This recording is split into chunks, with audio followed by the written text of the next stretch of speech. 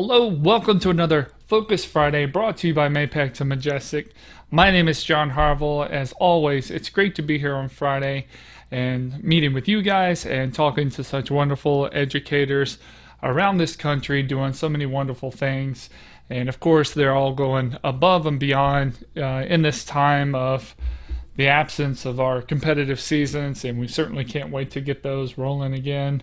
It looks like that's on its way. We're just going to keep our fingers crossed and keep on hoping.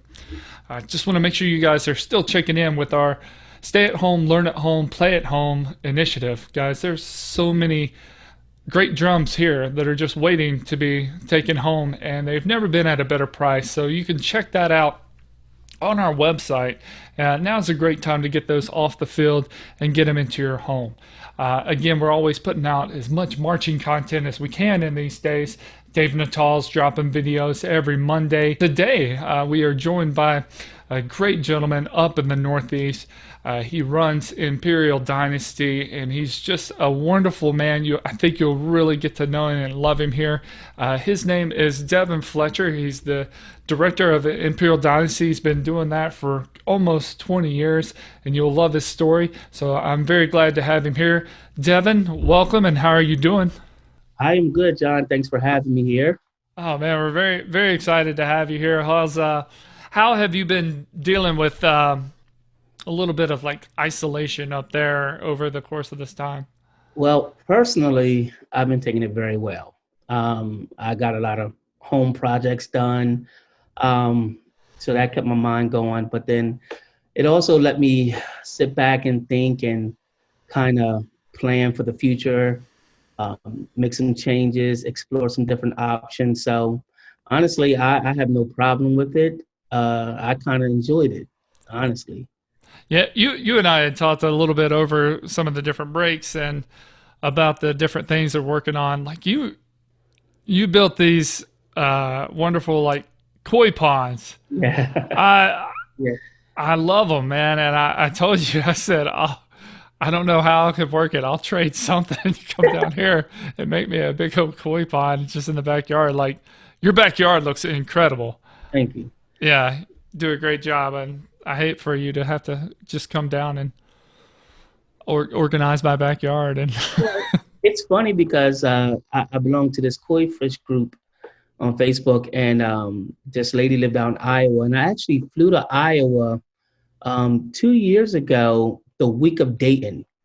I flew out to her on a Monday and built her pond, and then from Iowa flew to Dayton no, to help her build a koi pond. Yeah, Dayton is already a stressful week. I know. to, Yeah, to add a koi pond build to that, that's just and you're we had a 10,000-gallon koi pond. holy So smokes. 10,000 gallon, yeah. Um, But it was fun. It was very interesting and fun. Yeah, that's one thing to do. One of the other things that, as we've gotten to know each other over the last year, um, gotten to know you and haven't met any of them, but your family. Can Yeah. you tell, first of all, tell me how good I'm going to eat at Thanksgiving, and then two, tell everybody a little bit about your family because this is pretty incredible. Well, I come from a very large family. I have 10 brothers and sisters. So I have five brothers and five sisters. I am the third oldest, and I'm 41. So the youngest sibling is actually 10 years younger than me. So we got a good stretch there, and we take care of our parents. My mother is actually going to be 70 soon, and my father's going to be 70 soon, both in the same year.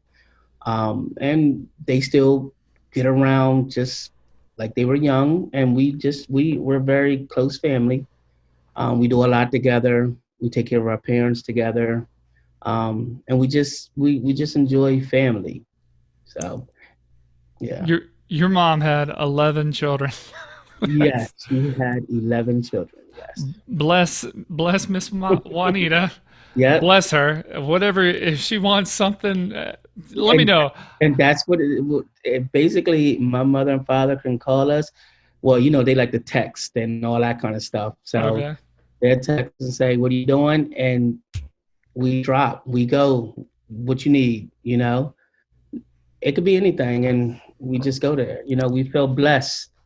Our parents took care of us. They raised us right, and it's only right for us to bless them and keep them happy. Return the favor now that you can. Yeah. So does with five brothers, five sisters in that family, who all is musically inclined? All of us, all of us plays an instrument. My one sister, her specialty is the tambourine, but everybody plays an instrument. My older brother, I have one older brother who's, my sister is the oldest, and she plays the clarinet, the bass clarinet. My brother Damon, who's next in line, he plays all brass. He plays the horn, tuba, all that.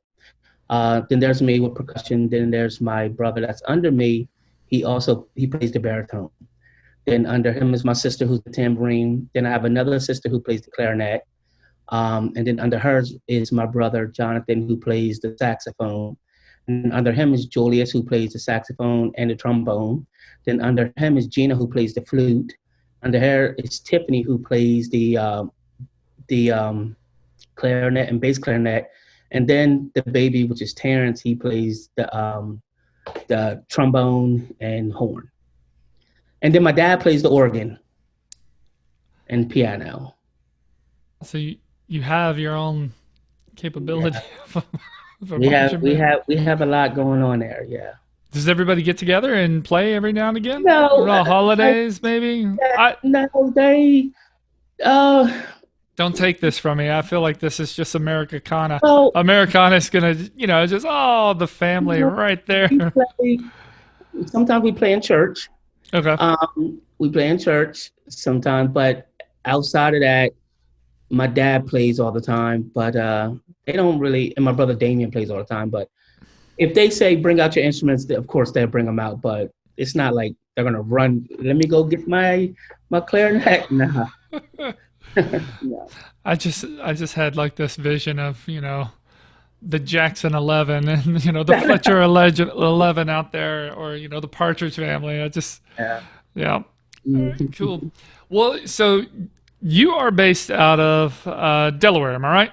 Yep. Wilmington, Delaware. Wilmington, Delaware. Wilmington, Delaware. That was, I remember that. We had our long time ago. That was where our first drum corps show was in that summer of '99 Okay. with the blue. I Yep. remember that on my Stadium.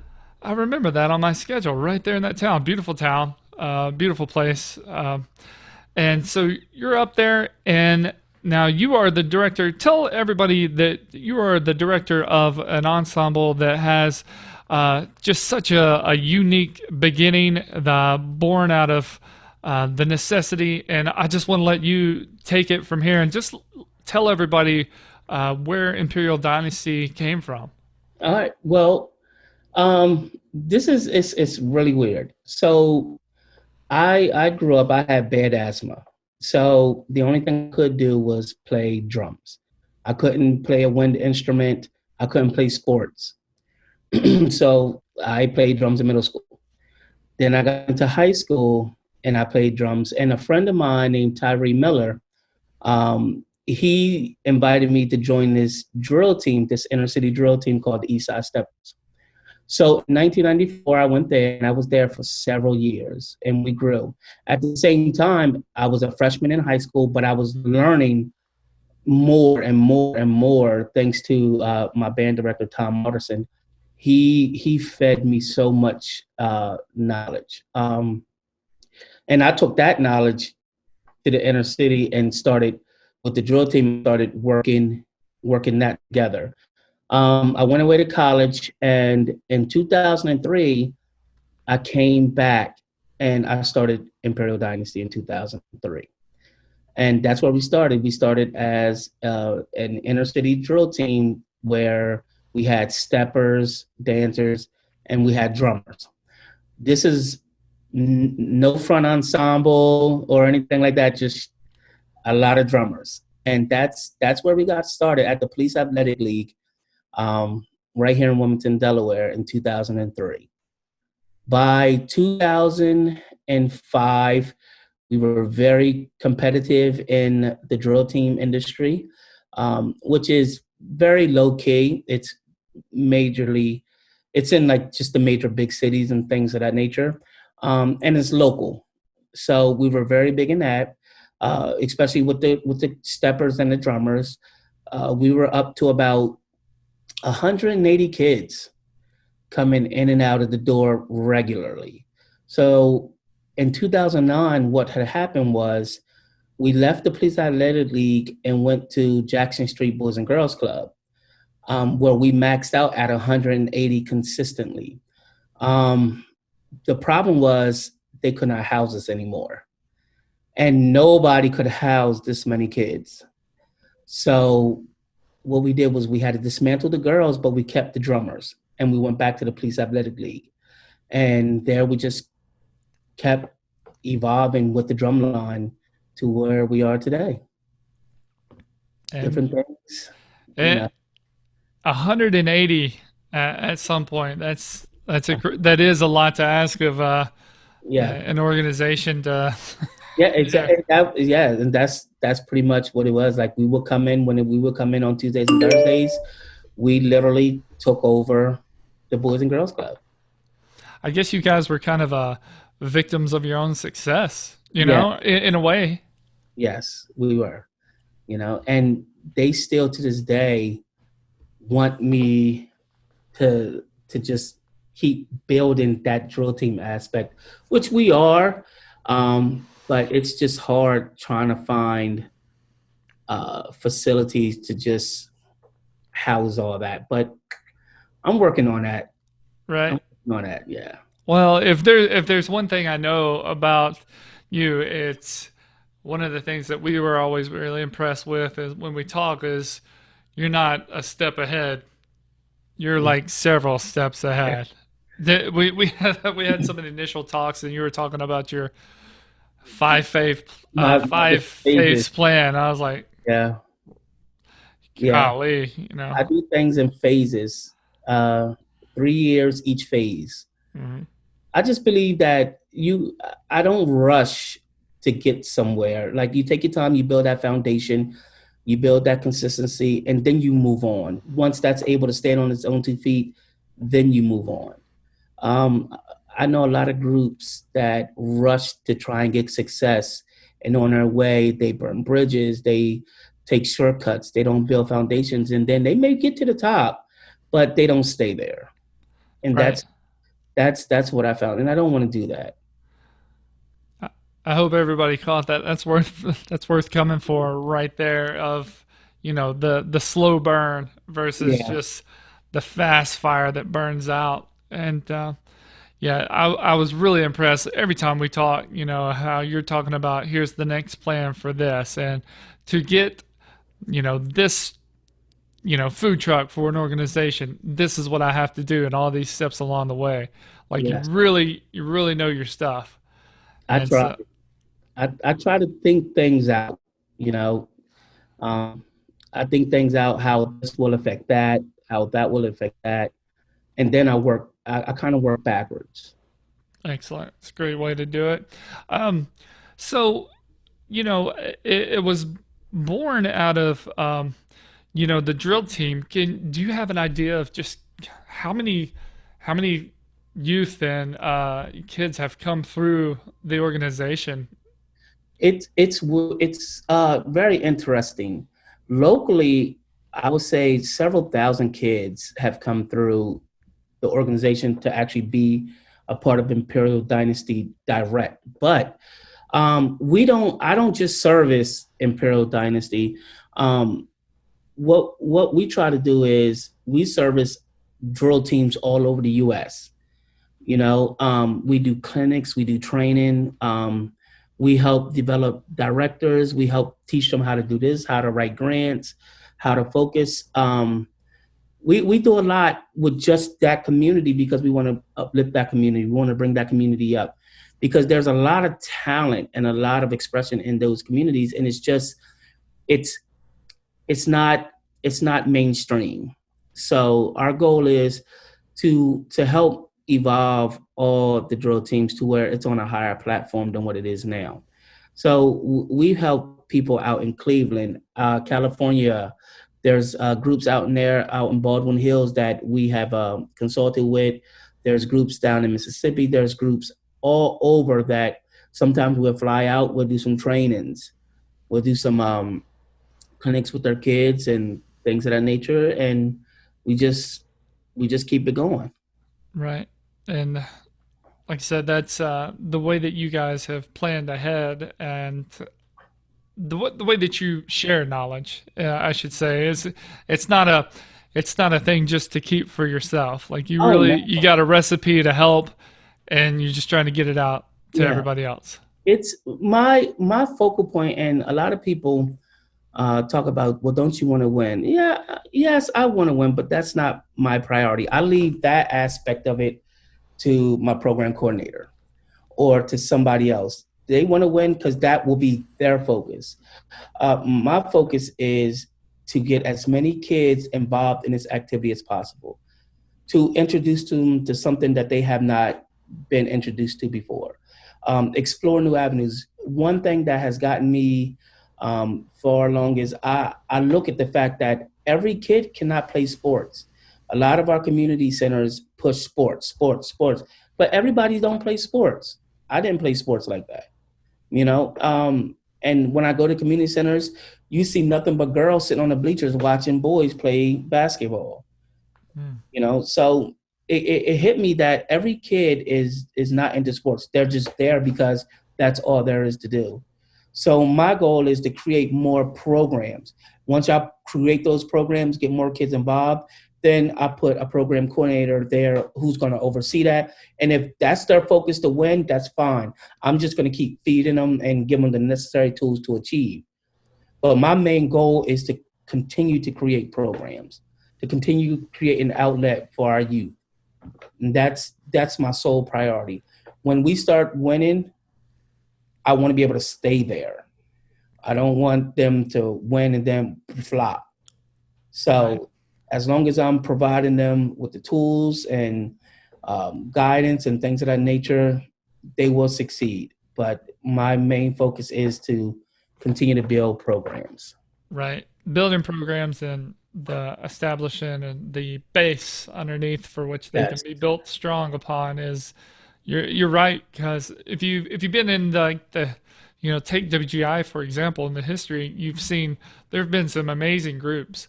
Mhm. Um, they're there. It's a short thing, and then it's gone. And there was a lot of groups that I competed against way back in the day that are no longer around. And No, you're yeah. right. It's a really a hard thing to kind of lay down the base, or to have the patience to lay down that base. And that's and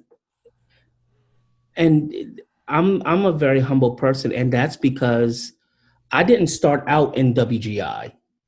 I started out like in the city where, we were grateful to have a rehearsal space. We were grateful to get drums donated from the local high schools.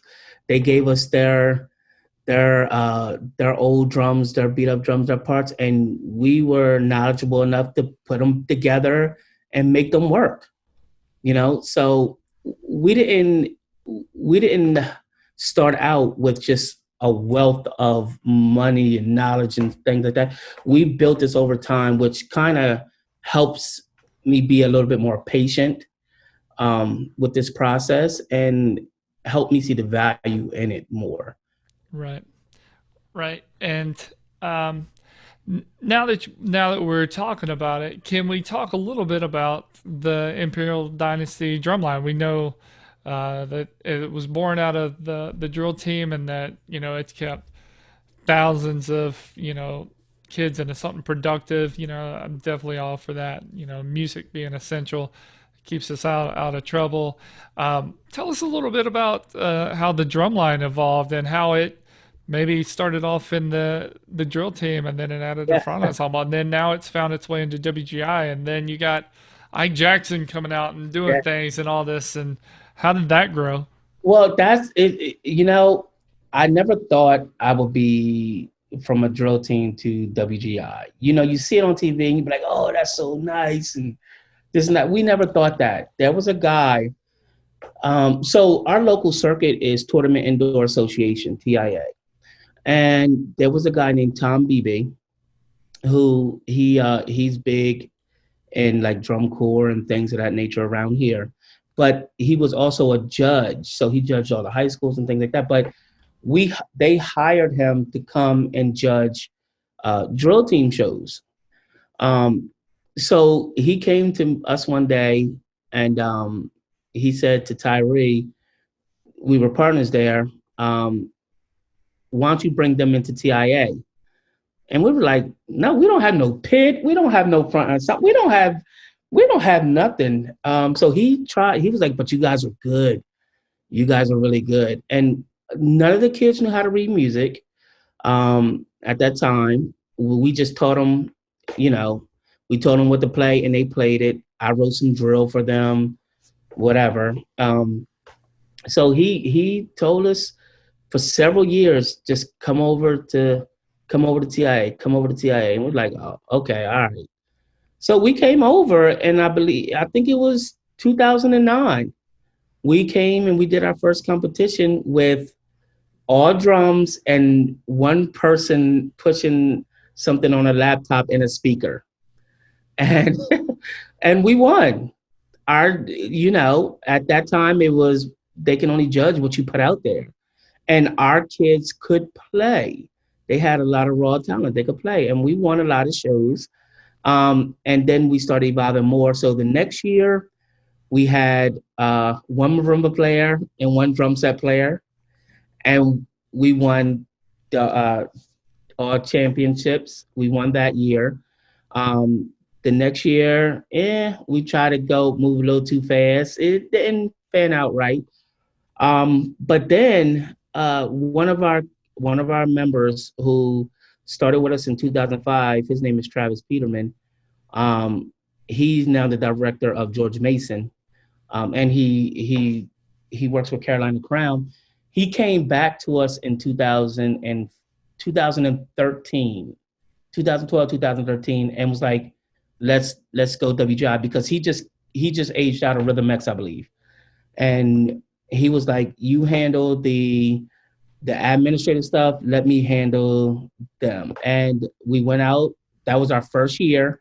And I went into Devin mode. I found us some old drums, some Yamaha drums that Centerville High School in Ohio was selling. So I drove like 8 hours to go pick up these drums and come back. And I borrowed some marimbas from some schools and a sound system from a school. And we looked like a motley crew, but we sounded good. We had that first year, we had Tim Fairbanks write the drill, um, and Travis wrote the music, and we made finals in A-class finals, which was crazy. But that was the turning point for me because that was my first year in ever going out to Dayton and whatnot. And when I went out there, I was like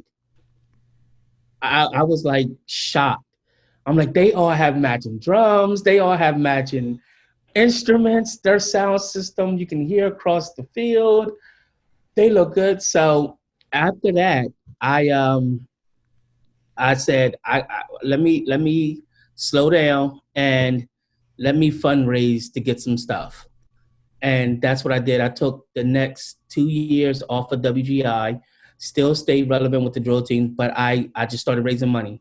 And then I started learning how to write grants. And then in 2016 is when I got my first grant that allowed me to buy some keyboards and drums. And the rest is history. That's when we just started growing. So in 2016, I created my phases. And the first phase was a 3-year phase. I learned about all of what it would take for us to be successful. So my first phase was to make sure we have stability, to make sure when we come back out as a ensemble that we were fully prepared. People knew we were serious, and to own all of our equipment and so forth. So by the end of that first phase, which was 3 years, I've completed that. We own all of our equipment, our trailers, everything. We have stability with our rehearsal site. We are very good. My next phase was to work on the production, which is why I hired Ike Jackson. And he's with us for like the next 3 years or so. And our goal is for him to not only come in here and help us get to that next level, but to also educate my staff to make sure that they are able to do what they need to do, and stand on their own 2 feet. And that's a 3-year phase. And then after that is my last phase where we create new programming, and we have our own building. And I'm running arts programs 7 days a week. And that's where I want to go. And it's not just not a drumline. It's color guard. It's steel band, brass ensemble, jazz ensemble, strings. 7 days a week, as many youth as I can, in our own building. So You're really trying to reach a lot of kids out there, huh? yeah, I feel as though back in our day, there was so many extracurricular activities that kept us involved. Now I feel as though it's computers, games, or just walking up and down the street. I think they're tired of those old curricular activities. So now it's time, I think music and arts can be that next outlet that these kids need. So I'm trying to get as many kids involved into that as possible. Yeah. Uh, yeah, you said old, us old ones. It's true. we know each other's age. We're Yes, close, and I yes, actually got you by a year. So yeah, I remember when there was a lot to do, and you didn't have to look around and uh, try to yeah, pry a kid's head out of a phone, or yes, he can't think straight because he's got a text message from the girl he likes. So yeah. And that's more exciting right now than anything. And I contributed that to lack of knowledge. They don't know what else is out there. Mhm. So my goal is to open up their eyes and see that there is some other things out there for them to do. Well, can you tell our viewers out there a little bit more about like what you've learned as far as like grant writing, and just you just went out and did that on your own? So this is how I'm going to learn how to fundraise. Yeah. Is acquiring funds for the arts um, as hard as we make it out to be? We know it's hard because if it was easy, then we'd all Every have it. But You'd be surprised. People think it's hard, but it's not really hard. What makes it hard, and it took for this one lady to explain this to me. Um, so what usually happens is people who are in the activity tend to write grants that way. Okay, I need to write this grant because I have 30 kids who need drums and we want to do this and we want to do that. So what happened was I went and I met this grant writer. I met this lady and she was like, tell me what you do. And I said, all right, well, I do this, I drum, I teach the kids how to do this and this and this and this and that. And she's like, well, you know what that you're doing? You're a mentor. You're providing a safe environment for these students. You're being a big brother. You're educating them. Are they writing or learning music? You're teaching them math. Are they running around with drums and are you doing any kind of exercises? Yeah, you're fighting obesity. So it's looking at it from a different lens. Then we all tend to think it has to be drum related. No, like my whole saying right now is I want to keep kids off the street into a positive, safe environment, learning discipline, respect, responsibility, and being moral citizens. But I want to do all that through drums. I want to this is the goal, but this is the catalyst. This is what pushes that goal. So when I write a grant, I don't write the grant um, with drumming in mind. I write it with this stuff right here. And so after I learned that, I did a few on my own. I got some, but then I hired another guy named John Vidomsky, and him and I have been working together for years now.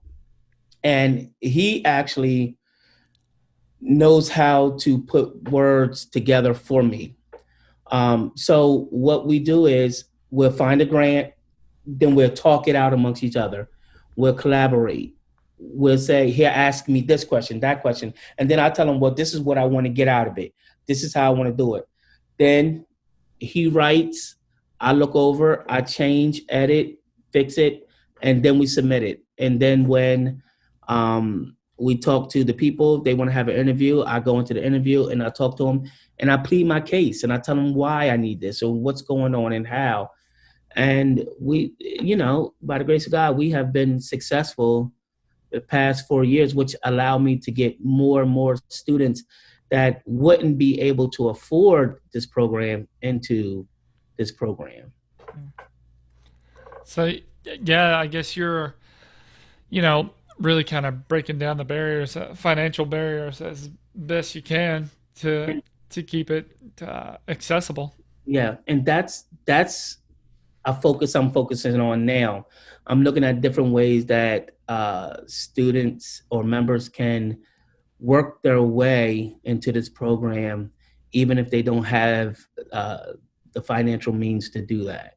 Right. So those type of programs are things that I'm instilling inside my program. We have a lot of plans going on right now, especially stuff to help our age outs and those people who want to do it but just really can't afford it. We want to make this program accessible to everybody. Right.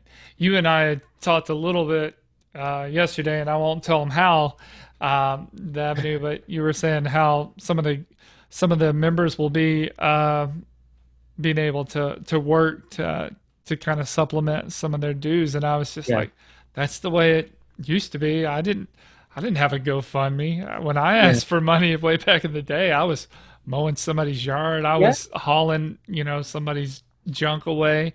yeah. I think that you can almost re-put value back into working for your dues. Yes, and that's exactly what I want to do. So, this new project I'm working on it's focused on instead of just giving the kids something, work on it, which is going to help create a more I'm trying to think of the right word, like they earned it, like they really worked to be here, Right, which right, means they're going to give it their all because they actually work to be into this program. It's going to teach them responsibility. It's going to give them another skill, a trade.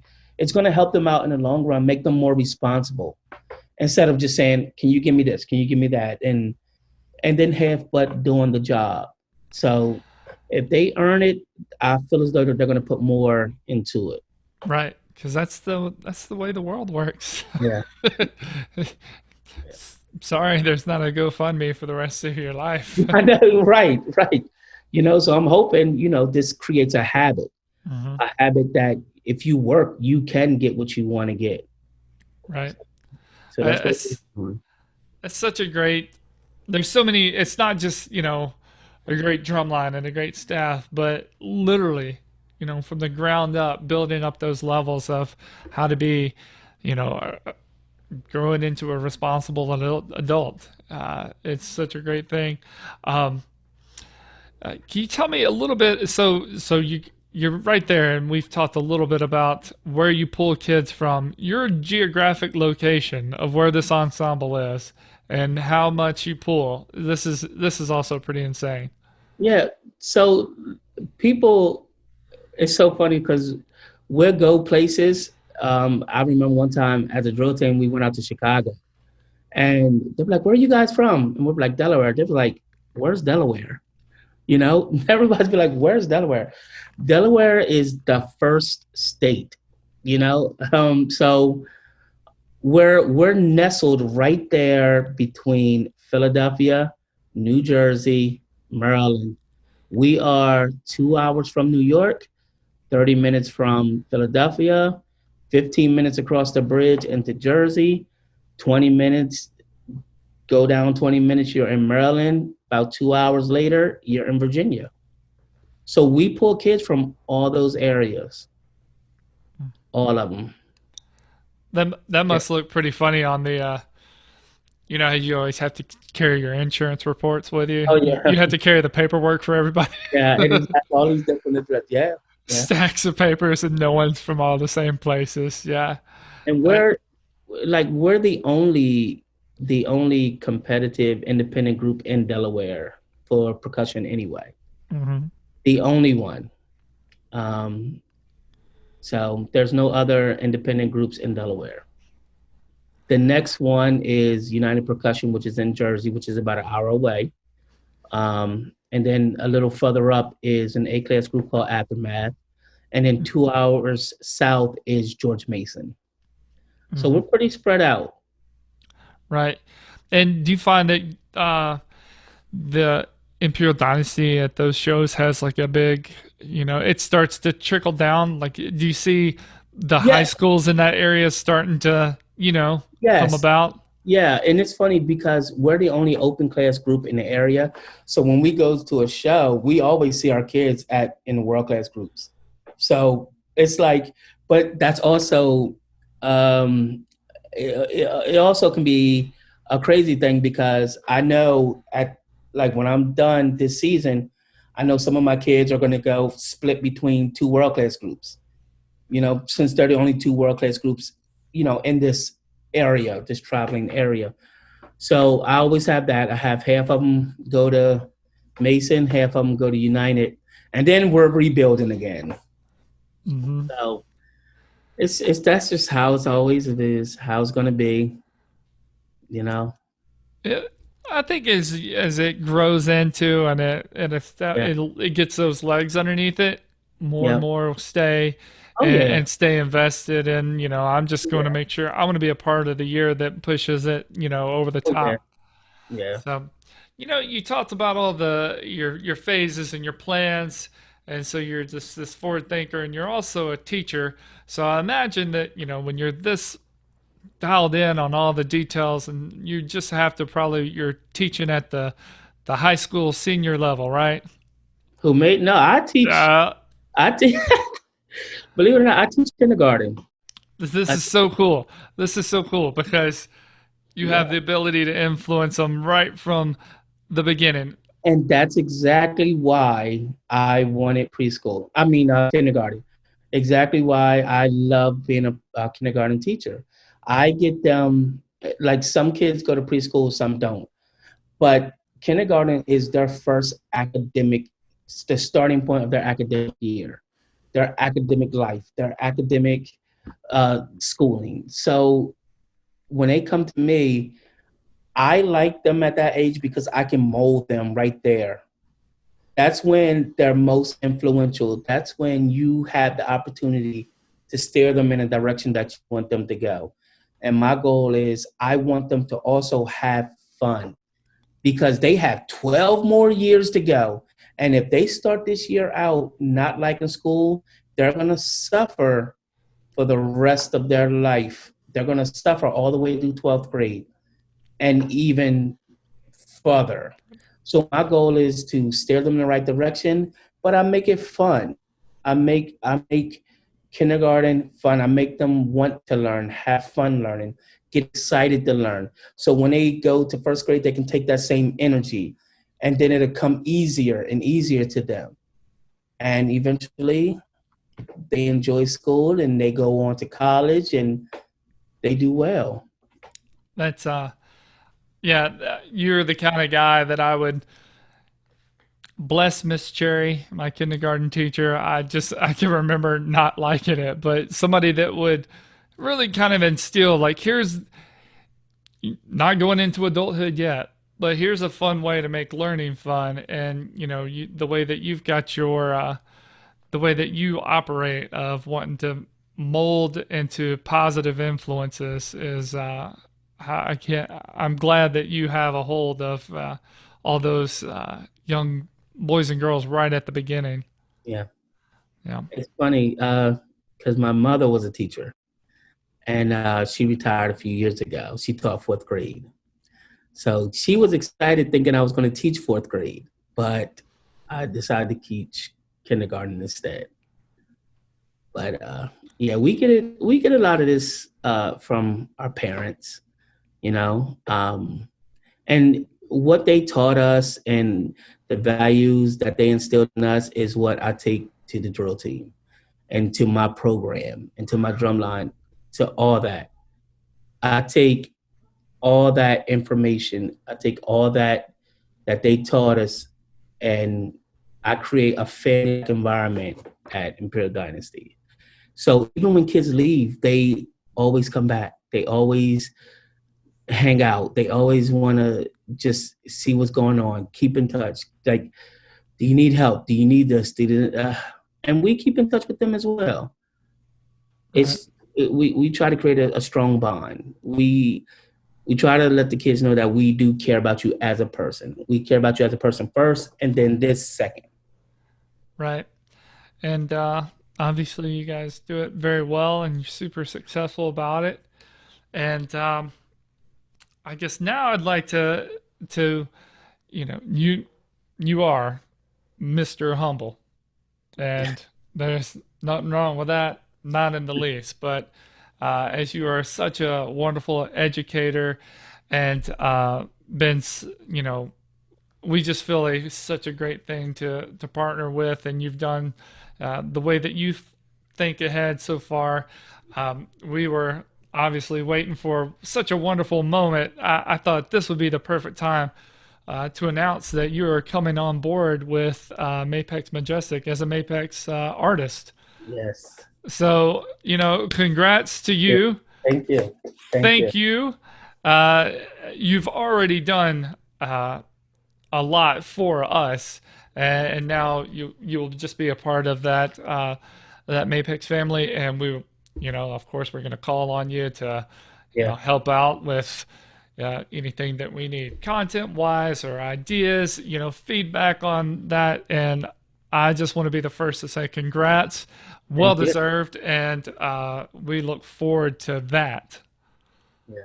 I it was it wasn't a hard decision. I will say this, and I'm gonna try and watch my tongue, but I will say this. You guys were the first ones that I talked to who looked at my program in a way other than competition. Um, when I first talked to you guys, it wasn't about, well, when are you going to win? How are you going to win? What are you going to do? You listened to my vision, um, and liked it. And I kind of feel like we have the same goals, which is getting more and more programs developed, getting more and more kids on Mapex Majestic instruments and Jupiter. Um, and I just feel as though that other aspect wasn't, in my case, wasn't a priority, which I really felt good, because that allows me to do what I do to the fullest and not have to focus on, you gotta win, you gotta win, you gotta win. And like I said, winning will come, but when it comes, it will stay. It will stay. I don't want to rush that aspect. My goal is to build this program up to something monumental, and it's coming. Hmm. Oh, It's we're for sure that it is. It's just you're taking all the right steps to ensure that success. And like you said, yes, it's not about just jumping on board of whoever's winning in the time. You can look at a lot of different groups, and you go back to the early years, the groups that are here now, and if you go back here, everybody started off as kind of a thing, and it's always a great way to get in on the ground floor and to really establish a partnership and a yes, friendship and a yes. relationship. And I'm really happy that we're finally getting a chance to do this. I That's told you we were kind of waiting on that right time, I because know. right when we were starting, the we got hit by a tornado and then the Oh yeah, COVID. I was like, yeah. oh my gosh. I was like, Devin, I don't want to say anything I right now know. because it's just going to be a blip and a Yeah. good news blip, and then it's just bad news here. And so, Yeah. and this has been such a good news thing for us. And like I said, we're just super happy. We can't wait to find out different ways where we can support you and all that you're doing up there because we believe in it. And as you I let us appreciate know, that very much. I appreciate it from the bottom of my heart. I do. well, terrific. I know that Miss Juanita's proud. Yes, she Proud is. of her little boy and I. Yeah. She comes out to my shows. She says, "When you gonna be local?" Her and my dad come out and watch us. So yeah, she sees the work that I'm doing. All right. I'm all over the place, between school and the program and things of that nature. It just never stops. But You it's you good. It's a good thing. you are a busy man. Yeah. I You try to are. We were before we got started. You and I were comparing I gray. have the gray. Yeah. If I shave now, you don't see as much, but it See, comes. that's why I shaved. That's that's right. Well, Yeah. man, like you said, again, congrats. Well deserved. A great win for us. We're happy to have you. We'll be even announcing more of that. Writing a press release and all that stuff coming up soon. So, but I want to take a quick second to kind of end things on a fun. Well, that's of course a fun note. That's a great note to end on. But I also want to end on something. You're so passionate about this activity in the arts and whatnot.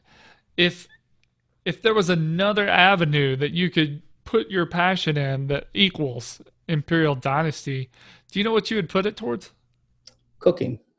Cooking. Cooking. Yeah. I love to cook. It runs in the family. We have a food truck that I run in the summer as well. So what I do is I run a food truck, and it helps supports some of the activities we do for Imperial Dynasty in the wintertime. So when everybody's on break from doing indoor, I'm working during the summer because I'm off as a teacher, and I'm trying to, get a head start on the indoor season. So I go out there and I buy things, and I go to festivals and do all that kind of stuff, and then I prepare for the season so we're in a good position. So, not to let the cat out the bag, but that's cooking, food trucks. That's the project I'm working on for Imperial Dynasty to come. So, yeah. Even your passion that's not towards Imperial Dynasty is towards Imperial Dynasty. I Yeah, love it. yeah, You can't get away. That's yeah. where it is, man. Well, dude, I'm very happy for you in that sense. I hope that it brings off all the success for the group that it can. Um, any final words you want to impart on after, being a director of an organization for almost 20 years? It's been a wild ride. And, when you live it, you don't see it. But, when you take a step back, um, like it's really mind blowing where we started from. Myself and Tyree Miller started in Imperial Dynasty in 2003. He now is the director at Cab Calloway High School. Um, but I just kept pushing forward, and we still collaborate. And just to see where we started from to now, it's like night and day. And it's a good thing because now we're a beacon to a lot of those groups that want to be where we are, and those who think they can get there but don't know how. We can offer assistance and some of our knowledge and experience to help them maintain that course. So it's a good thing. Right. Yeah, you truly are just a very selfless individual. That's how we were raised. No problem Yeah, with that. No yeah, problem with that. Devin Fletcher, thank yes. you so much. You're welcome. Congratulations. Best Thank of luck. Uh, I'm hoping for a fall where things open up, you. Oh and yes. then we can start doing some things. And I can't wait to get busy with. I need this, this, and this. You know, uh, I miss that. Yeah. If you would Uh, have told me last summer that I'd be, missing being out, trying to find things and run logistical nightmares to hit a group somewhere, I would have told you you're crazy. I would give anything to I be have in that back. problem right now. But Yeah. so I'm looking forward to 2021 WGI, seeing you guys Yes. getting up I'm, there. yes, we are. We're looking. We're gonna turn some heads. I can tell you that right now. Yep. Yeah, well, I saw some stuff from it, from the earlier stuff before our seasons got cut off, and Great. we're ready. Yep. We're Good, ready to. good. Thanks. Thank you, Devin, All and right. thank you everybody for joining us for another Focus Friday. Join us again next week. We will be joined by Mr. Sean Cunningham of Orange County Independent. Looking forward to that. Everybody, stay safe out there. Get to practicing, and we'll see you again.